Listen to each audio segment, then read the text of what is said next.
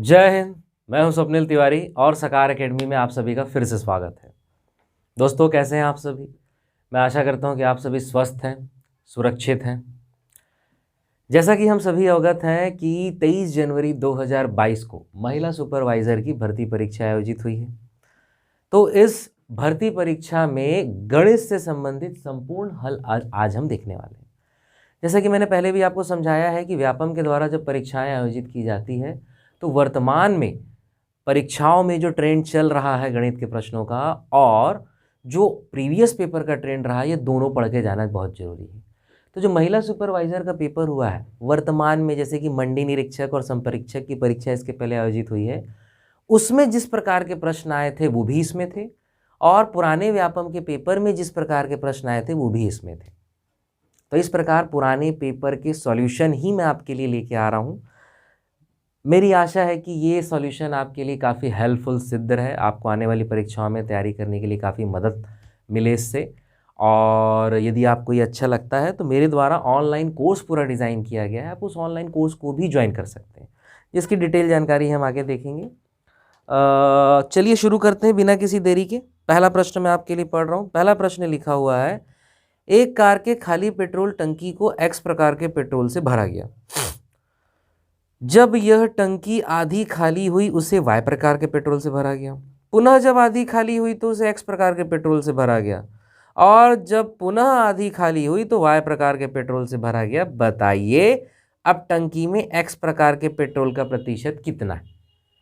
ध्यान एक्स को देना है, ध्यान हमें केवल एक्स को देना है। ठीक, अब ये प्रश्न ओरली भी बन सकता है, मैं ओरली आपको बना के बता रहा हूं, यदि समझ आए तो ठीक, नहीं तो हम लिख के बताएंगे। एक कार की खाली पेट्रोल टंकी को एक्स प्रकार के पेट्रोल से भरा गया। 100 लीटर की टंकी है मान लो और एक्स 100 लीटर भर दिए। अब टंकी आधी खाली हुई, यानी आपका एक्स जो 100 लीटर था 50 हो गया, तो वाई भरा गया तो वाई 50 डाला जाएगा, एक्स और वाई दोनों 50-50 हो गया। पुनः जब आधी खाली हुई तो उसे एक्स प्रकार के पेट्रोल से भरा गया, यानी जो 50-50 था एक्स वाई 25-25 हो गया। अब उसमें एक्स डाला जा रहा है तो 50 डाला जाएगा, यानी एक्स 25 और 50 कितना हो गया? 75। अब फिर से खाली होती है तो वाई प्रकार का पेट्रोल डाला जाता है, यानी जो एक्स 75 हो गया था अब वो आधा हो जाएगा, यानी 37.5। बस वाई कितना डाले कितना बचा से कोई मतलब नहीं है, क्योंकि हमको निकालना एक्स है। Option number B. चलिए हम लिख के बता देते हैं आपको। क्वेश्चन नंबर 1 जो है किस प्रकार से सॉल्व हो रहा है। सबसे पहले क्या था भैया, टंकी खाली थी, एक्स प्रकार का पेट्रोल फुल भरा गया, 100 लीटर मान लेते हैं, 100 लीटर की टंकी है। ठीक, उसके बाद फिर लिखा है, फिर जब टंकी आधी खाली हुई, यानी जो ये 100 था आधा हुआ 50 हो गया, तो वाई प्रकार का पेट्रोल डाला गया जो कि 50 डलेगा। ठीक है, इसके बाद टंकी फिर से खाली होती है, इसके बाद टंकी हमारी फिर से खाली होती है तो ये 25 हो गया और ये 25 हो गया, लेकिन अब डाला क्या गया? एक्स प्रकार का पेट्रोल, तो एक्स कितना डाला जाएगा? ये दोनों 50 है तो 50, यानी एक्स 75 हो गया है और वाई 25। अब टंकी आधी खाली होती है तो एक्स हो जाएगा 37.5, वाई हो जाएगा 12.5 और वाई प्रकार का पेट्रोल डाला जाता है। हमको क्या करना है? वाई कितना डाला, हमारा आंसर पूछ रहा है आखिरी में एक्स कितना बचा, तो 37.5 बनेगा। लिख के भी बना सकते हैं। चलिए इसके बाद का प्रश्न जो है हमारा वो ट्रिकी प्रश्न है, थोड़ा सा लेंदी, तो मैं पहले पूरा मिटा लेता हूं। क्वेश्चन नंबर 2 मैं आपके लिए पढ़ रहा हूं। 2379 रुपीस को 3 भागों में इस प्रकार बांटो कि 2, 3 एवं 4 वर्ष पश्चात उनका मिश्र धन समान हो। ब्याज की दर साधारण ब्याज पर 5% वार्षिक है। उनका प्रथम भाग क्या होगा? ये हमारा प्रश्न है और ये नए प्रकार का प्रश्न है, थोड़ा सा लेंदी है, ध्यान से देखेंगे। 2-3 तरीके से इसे बनाया जा सकता है, जिसमें जो सबसे छोटा है मैं वो बता रहा हूं, लेकिन वो सबसे छोटा भी लेंदी है। तो प्रश्न पढ़ के क्या लग रहा है? 2379 ये 3 प्रकार का मूलधन है, 3 प्रकार के मूलधन का योग है, यानी पहला मूलधन हम एक्स मान लिए, दूसरा वाई मान लिए, तीसरा जेड मान लिए, तो इसका योग 2379 है। ये तो हमारा पहला कंडीशन हो गया। क्लियर हो रही बात? ठीक है, अब इसके बाद हमें क्या बोल रहा है कि 2, 3, 4 वर्ष पश्चात उनका मिश्र धन समान हो जाता है और ब्याज दर 5% है। यानी आपका 2 3 4 साल बाद A1 बराबर A2 बराबर A3, तीनों मिश्रधन समान है। मिश्रधन बराबर क्या होता है? मूलधन धन ब्याज, प्रिंसिपल प्लस SI। पहला प्रिंसिपल आपका क्या है? X प्लस X का ही SI, कितने साल का? 2 साल का। तो गुणित, और दर कितना है? 5, यानी 5 दूनी कितना हो जाएगा? 10/100। डायरेक्ट लिख दिए। P प्लस SI यानी PRT/100 होता है, तो P R यहाँ पे 5 है और T यहाँ पे 2 है, 5 दूनी 10/100। वैसे ही दूसरे मूलधन Y के लिए हो जाएगा Y प्लस Y इंटू, अब 3 साल यानी 5 तिया 15/100। और उसी तरीके से आपका हो जाएगा Z के लिए Z प्लस Z इंटू, अब 4 साल यानी 5 चौक कितना हो जाएगा? 20/100। क्लियर है ना यहाँ तक? नहीं तो रिवर्स करके देख लेना फिर से, ठीक है, क्योंकि समझना जरूरी, थोड़ा सा लेंदी है। अब इसे सिंप्लीफाई करेंगे हम, तो देखिए 100x प्लस 10x यानी 110x/100। वैसे ही 100y प्लस 15y यानी 115y/100। 100z प्लस 20z यानी कितना? 120z/100। अब ये नीचे का 100 कट जाएगा, ऊपर का भी सिंपली होगा, 5 से सब कट रहा है, तो ये कुछ ऐसा दिखेगा 22x बराबर 23y बराबर कितना? 24z। क्लियर हो रहा है? अब ध्यान देंगे, हमारे पास एक ही इक्वेशन है, x plus Y plus Z बराबर 2379, यही इक्वेशन है। तो अगर हम y और z को x के टर्म में ले आए तो y और z की वैल्यू यहाँ पे पुट कर देंगे x के टर्म में, और निकालना तो हमको x ही है, प्रथम भाग ही निकालना है। तो चलिए वही करते हैं। क्या करेंगे हम यहाँ पे? हम सबसे पहले इन दोनों को ले लेंगे, यानी 22x बराबर 23y, तो हमें y बराबर कितना मिल जाएगा? 22x/23। ठीक, उसी प्रकार हम अगला ले लेंगे 22x और 24z, यानी z बराबर हमें यहाँ कितना मिल जाएगा? 22x/24। यही होगा। ये 2 से कटेगा 11 बार और 12 बार, मैं यही सिंप्लीफाई करके लिख दे रहा हूं, ठीक है। तो 2 से ऊपर 22 कट जाएगा 11 बार और 24 कट जाएगा 12 बार। ठीक, अब देखिए y भी मिल गया x के टर्म में, z भी मिल गया x के टर्म में, x तो अपने x के टर्म में है ही। इस इक्वेशन में पुट कर देंगे वैल्यू, तो क्या आ जाएगा भाई हमारा? x प्लस y यानी कितना? 22/23x धन z यानी कितना? 11/12x बराबर 2379। ठीक है, इसके आगे मैं यहाँ पे सॉल्व कर देता हूँ। दोनों का एलसीएम तो गुणा ही करना है, तो 23 12 तिया कितना हो जाएगा? यहाँ हम आगे सॉल्व कर दे रहे हैं। 12 तिया कितना? 36 की 6 हासिल गई 3, 12 दूनी 24 और 3 27, 276। एक्स में तो ये एज इट इज आ जाएगा 276, एक्स प्लस 23 से जाएगा ये 12 बार, क्योंकि यही दोनों को तो गुणा करके निकालें। 12 दूनी 24, 12 दूनी 24 और ये 26, 264 एक्स हो जाएगा। 12 से अब ये 23 बार चल देगा, तो 23 से कम 23 की 3 और हासिल गई 2, यानी 253x बराबर 2379। अब जोड़ दो इसको, तो 3 और 4 7, 7 और 6 कितना हो जाएगा? 13 की 3, ये x तो इधर रहेगी आखिरी में, हासिल गई 1, तो 5 और 1 6, 6 12, 12 7 19 की 9 हासिल गई 1, 2 और 1 3 और 4 कितना? 7, 793, 276x बराबर 2379। अब बहुत लंबे नंबर से काटना है, ठीक है। अब आप यहाँ पे गौर करोगे तो 7 3 10 9 19, 3 से नहीं कट रहा है। ज़्यादा दिमाग नहीं दौड़ाना है। क्यों नहीं दौड़ाना है? क्योंकि हमारे ऑप्शन पॉइंट में नहीं है, ये इसको पूरा पूरा काटेगा ही और इसको काटना पड़ेगा ही, ठीक है। तो ये 3 है इकाई में 9 है और 3 तिया 9 होता है, ये 3 बार ही कटेगा। गुणा कर दो यहाँ पे, तो x बराबर 3 छक्के 18, 3 सत्ते 21, 3 छक्के 18, 3 सत्ते 21 और 1 22, हासिल गई 2, 3 दूनी 6 और 2 8, 828 क्या हमारे ऑप्शन में दिया गया है? जी हाँ, 828 रुपए, यही हमारा आंसर है। देखिए व्यापम की परीक्षा में ये एक नए प्रकार का प्रश्न है, थोड़ा सा लेंदी है, यकीन मानिए इसको बनाने के 3-4 मेथड और है, और वो तीनों चारों मेथड इससे ज़्यादा लेंदी। तो जो शॉर्टेस्ट मेथड हो सकता है वो मैंने आपको बताया है, बनेगा। रिवर्स करके इसे फिर से देखिएगा, नहीं क्लियर है तो चलिए आगे चलते हैं, मिटा लेते हैं पहले।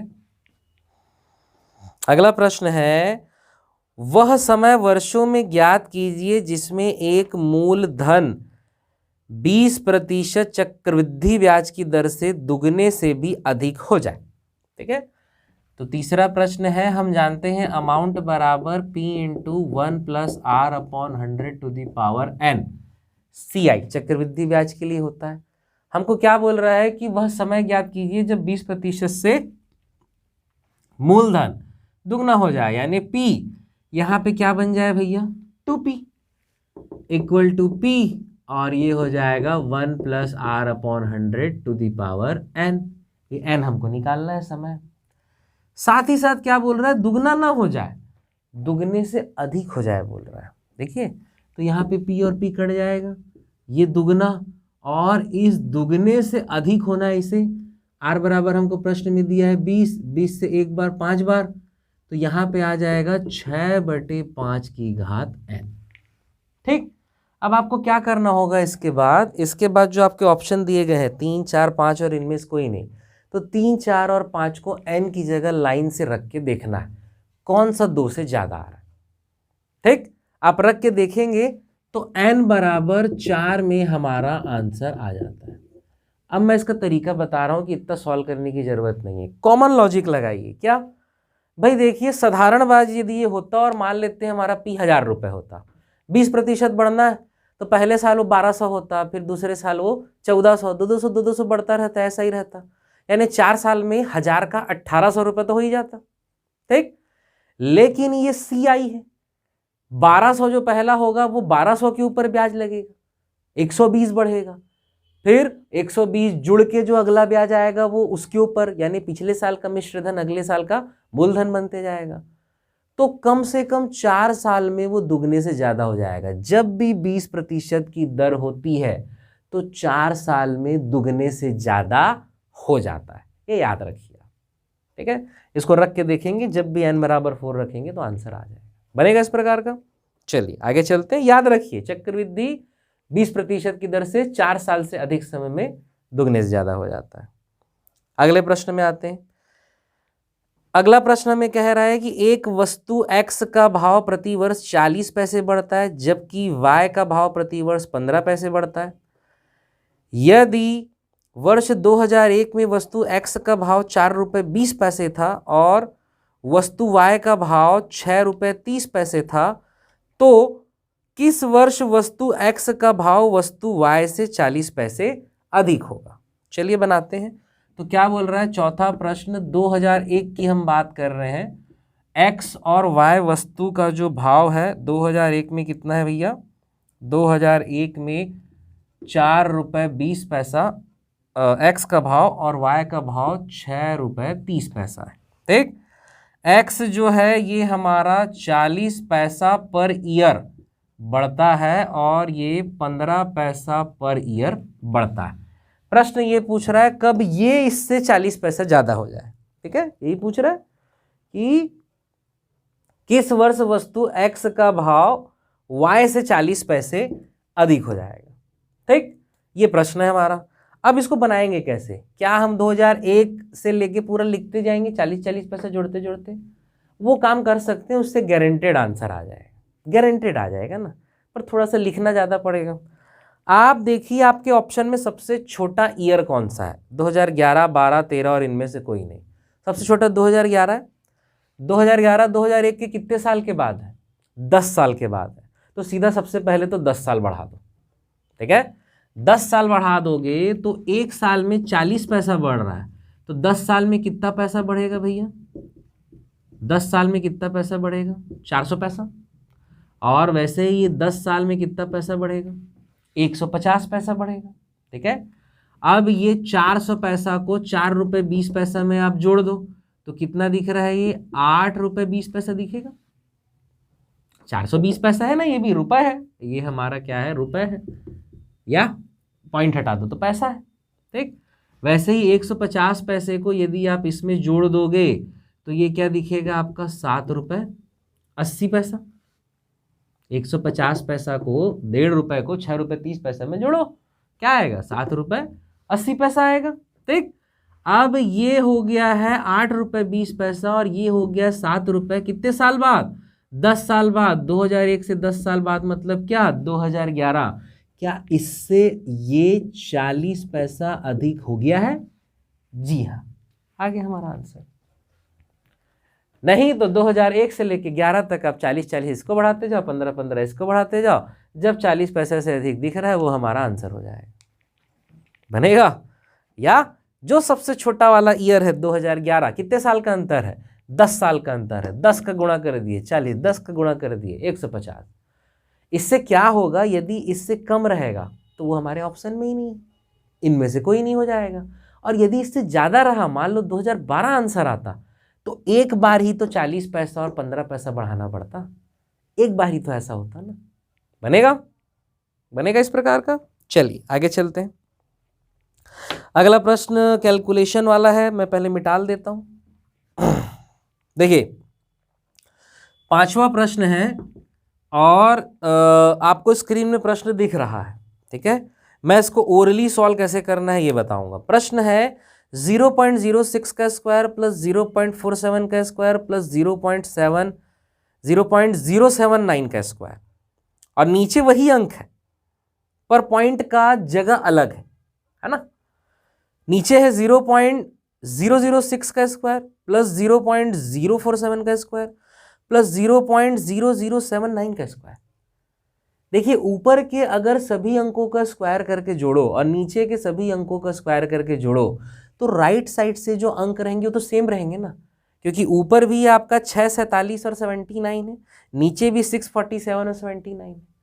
यानी जो होगा वो केवल पॉइंट का ही डिफरेंस होगा। अब डिफरेंस कैसे निकालेंगे? बहुत आसान है, ओरली बन जाएगा ये देख के। सबसे बड़ा वाला ऊपर का देखो, 0.079 का स्क्वायर, 3 डिजिट का स्क्वायर करेंगे तो 6 डिजिट आएगा। पॉइंट के बाद क्या था भैया? यहाँ पे सबसे बड़ा है इसमें 0.079 का स्क्वायर, इसका जो भी स्क्वायर करेंगे तो 0.00 और यहाँ पे 4 डिजिट रहेगा। छोड़ो मत, निकालो 79 का, क्या करना है। यानी पॉइंट के बाद कितना डिजिट रहेगा? यहाँ पे 6 डिजिट। पॉइंट के बाद कुल कितना डिजिट है? 6 डिजिट है। वैसे ही नीचे जो सबसे बड़ा है आपका 0.0079, इसका स्क्वायर करोगे तो 0.00 हो गए, डबल जीरो का 4 जीरो हो जाएगा। और ये 79 का भी 1 2 3 4 है तो यहाँ पे 8 रहेगा, तो पॉइंट के बाद कितना डिजिट होगा? 8। अब ये 6 डिजिट और 8 डिजिट का अंतर कितना है? 2 डिजिट।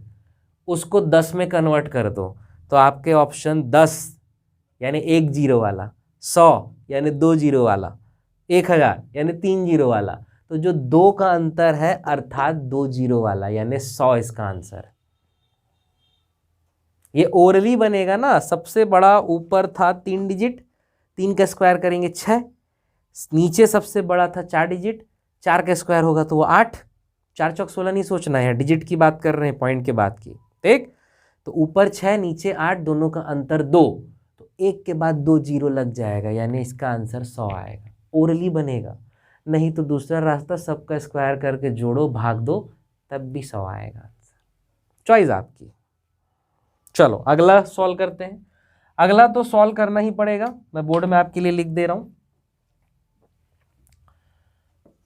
अगला है हमारा 8 × 3.75 का स्क्वायर प्लस 1/7.5 का स्क्वायर माइनस 6.5, ठीक है। ये हमारा अगला प्रश्न है। अब इसको सॉल्व करने की सिंप्लीफिकेशन ही करना है, इसमें बहुत ट्रिक नहीं है। थोड़ा सा हम सोच सकते हैं कि चूंकि स्क्वायर जहाँ जहाँ कर रहे हैं उसमें आखिरी में 5 है, तो वैदिक गणित का सूत्र होता है एकाधिकेन पूर्वेण, उससे बहुत आसानी से स्क्वायर आ जाएगा। तो ये कुछ इस प्रकार से दिखेगा, ऊपर 3.75, इधर 5 है तो आखिरी में तो 25 ही रहेगा, ठीक है।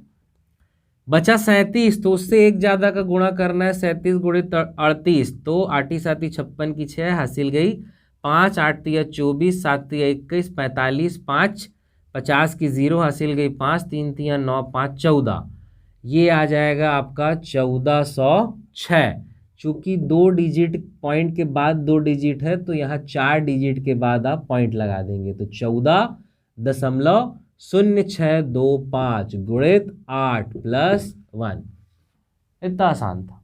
ठीक है, और वैसे ही नीचे 7.5 तो 7 8 56, 5 पंचे 25, तो 56 25 एकाधिकेन पूर्वेण, ज़्यादा सोचना ही नहीं है इसमें। -6.5 इसको हल करोगे तो देखिए इसको गुणा हम कर चुके हैं, ये 112.5 आता है, हम गुणा ऐसे कर चुके हैं। +1 करेंगे तो ये हो जाएगा 113.5 बटे 49.75। क्लियर? अब इसको आपको कैलकुलेट करना है तो ये हमारा 2.8 समथिंग आता है, जो कि हमारे दिए गए ऑप्शन में नहीं है, इसीलिए हमारा आंसर होगा ऑप्शन नंबर डी। हम इसे हल करके देख चुके हैं, तो जबरन कैलकुलेशन में टाइम वेस्ट नहीं करेंगे क्योंकि ये कैलकुलेशन करने वाला ही क्वेश्चन है। चलिए आगे प्रश्न चलते हैं, मिटा लेते हैं हम पहले। अगला प्रश्न देखते हैं। अगला प्रश्न लिखा है किसी माल का 2/3 भाग 5% लाभ पर बेचा गया, बचा हुआ 2% हानि पर बेचा गया। यदि कुल लाभ 400 रुपये हो तो माल का कुल मूल्य क्या होगा? देखिए ये लंबे चौड़े इक्वेशन से भी सॉल्व हो सकता है या ऑप्शन से डायरेक्ट। मैं आपको डायरेक्ट बताता हूँ कैसे सॉल्व होगा। 7th हम देख रहे हैं, माल का 2/3 और 1/3 दो ही हिस्सा होगा। माल का 2/3 5% लाभ पे बेचा गया तो बचा होगा हमारा 1/3, 1/3 2% हानि पे होगा। यानी 2/3 और 1/3 में कौन टूट सकता है? तो आपका जो 20,000 रुपये है ऑप्शन नंबर ए, ये 2/3 में नहीं टूटेगा, 2/3 में नहीं टूटेगा, 20,000 में 3 का भाग जाएगा नहीं। ऑप्शन नंबर बी 15,000, हाँ 15,000 2/3 में टूटेगा, तो 15,000 गुणित 2/3, तो 3 से कितना आ जाएगा भैया, 3 पंचे 5 दूनी, ये 10,000 आ जाएगा। और बचा 1/3 हिस्सा, तो 15,000 गुणित 1/3, तो ये हमारा आ गया 10,000 और ये हमारा आ गया 5,000। अब प्रश्न में इसे बैठा दो। प्रश्न में क्या बोल रहा है? 2/3 वाला जो भाग है 5% लाभ, इसका 5% यदि आप लाभ निकालोगे, 0 0 गया तो 500, और इसका 2% हानि यानी 2/100, 5 दूनी 10, 100 हानि है इसीलिए माइनस। क्या इनका अंतर 400 है? कुल लाभ इसमें 400 दिख रहा है? जी हाँ, हमारे प्रश्न में भी 400 ही दिया था, तो ये वाला ऑप्शन हमारे प्रश्न में बैठ गया, यही आंसर। अप्रोच मैंने पहले भी आपको समझाया है, गणित और रीजनिंग में सबसे जरूरी होती है अप्रोच। अब मैंने मेरे ऑनलाइन कोर्स में अप्रोच को ही सिखाने का प्रयास किया है, तो यदि आप मेरा ऑनलाइन कोर्स ज्वाइन करना चाहते हैं तो 160 से भी अधिक वीडियो लेक्चर्स उसमें उपलब्ध है, जिसमें बेसिक से लेकर एडवांस तक पूरा गणित रीजनिंग का कोर्स कंप्लीट है। इसके साथ ही वीडियो को देखने की अनलिमिटेड फैसिलिटी है, 6 महीना की वैलिडिटी है और 999 रुपये मात्र फीस है। गणित है, रीजनिंग है, डाउट आना स्वाभाविक है, इसीलिए हर हफ्ते मेरे द्वारा लाइव डाउट क्लास ली जाती है, ताकि ऐसे किसी भी नए प्रकार के प्रश्न में आपको डाउट आए तो हम लाइव क्लास में आपको उसे समझा देते हैं। तो आप ऑनलाइन कोर्स प्रेफर कर सकते हैं। चलिए अगला प्रश्न देखते हैं। अगला लिखा है, गौरव ने अंकित मूल्य पर 20% डिस्काउंट काटने के पश्चात 10% अतिरिक्त छूट के साथ एक सूटकेस खरीदा। यदि अंकित मूल्य 1400 रुपये है तो सूटकेस का मूल्य क्या होगा? बहुत आसान प्रश्न है। 8वां, अंकित मूल्य 1400, पहला छूट हुआ 20 यानी गुणित 80/100 करना है, दूसरा छूट हुआ 10 यानी गुणित 90/100 करना है। इतना ही करना है। 00 00 गया, 00 00 गया, आपका हो जाएगा 8 छक्के 48 और 8 एकम 8 4 कितना 12 गुणित 9, 9 अट्ठे 72 की 2 हासिल गई 7, 9 दूनी 18 7 25 और 9 एकम 9, 9 2 11, 1152 नहीं 1152 नहीं है, कुछ हमारा कैलकुलेशन गड़बड़ हुआ है यहाँ पे। पहले 20% है, फिर 10% है, 0 0 गया, 0 0 गया, ये हमारा 9 अट्ठे 72 गुणित 14, ये कर लेते हैं 14 दूनी 28 की 8। देखो आपके ऑप्शन में इकलौता ऑप्शन है जिसके इकाई में 8 है, आप चाहो तो यही टिक मार के आगे बढ़ सकते हो, ऑप्शन नंबर ए 1008। पर चलो आगे सॉल्व कर लो। तो 14 दूनी 28 की 8 हासिल गई 2, और 14 सत्ते 98, 98 और 2 यानी कितना होगा 100, 1008 बनेगा, बनेगा ऑप्शन नंबर ए।